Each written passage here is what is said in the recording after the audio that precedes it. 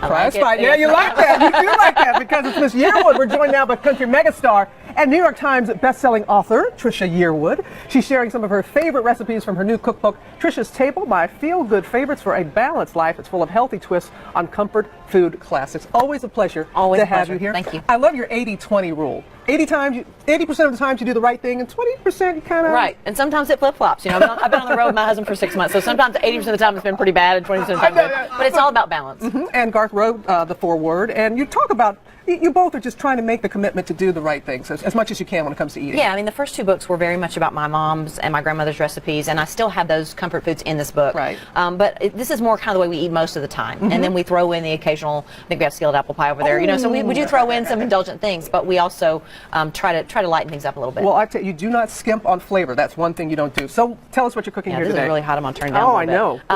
This is called raspberry chicken, and this is one of those things that is, which you start with breaded chicken. I actually salt and pepper each side, which I'm going to pretend I did. Okay. But you don't have to you can skip this step if you want to. I've tried it when I'm trying to drop a few pounds. I don't even bread it, and it's still really good. You just want to sear the chicken. But still, the skinless the skinless chicken like that is a real go-to protein for you, isn't it? Absolutely, yeah. I do use a lot of chicken, and I love chicken, which is good, and I really do love it simply prepared. I like it. I do an unfried chicken that I bake in the oven. I've seen that.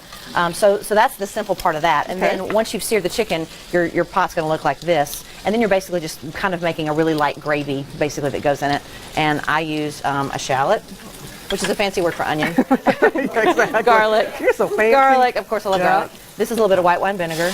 And some chicken stock. You could use vegetable stock if you prefer. And criminy mushrooms is what I like to use. And this is just gonna, then you add your chicken back in there. So you put the chicken back in with all this. Put the chicken back in and cover it up and let it cook for 10 minutes. And that lets the sauce reduce a little bit. Oh, I know Amy was going to go right. Oh, hi guys. They're already over here. Yes. So 10 minutes. And then when you're done, this is what it looks like. And then to finish it off, you add a little bit of lemon zest. So good. You can add a little butter. You don't have to add the butter. Again, you can leave the butter out, but butter adds flavor. A little bit of balsamic vinegar, which adds really good flavor. It does. Can't wait to get some myself. Raspberries. I know this sounds crazy, but a little bit of sweet in with the savory. Now, do they have to be fresh or can they be frozen too? Frozen works great. Sometimes fresh are hard to find and they're expensive, and sometimes they don't look so great. Frozen in this works great. Really? And then you let that cook for a few more minutes, and this is what you end up with. Oh my goodness. Okay, so that's so good. Okay, Avocado is peanut gallery. Oh, what are you talking about? Avocado Tell us about this salad. dish. Okay, that is avocado salsa, basically. Garth loves pineapple salsa, so I came up with and he loves guacamole. So I kind of came up with a mixture. You keep it really chunky with avocados, pineapple, tomatoes, onions. That's super good. What am I tasting? These chickpeas. That is chickpea salad. I love garbanzo beans chickpeas. Again, it's got some avocado in it, and it's just a light salad. And then you've got this apple pie that I've already had. Well, yeah, That's the superfood right there. That's the 20. That's the 20, right? This is the 20%.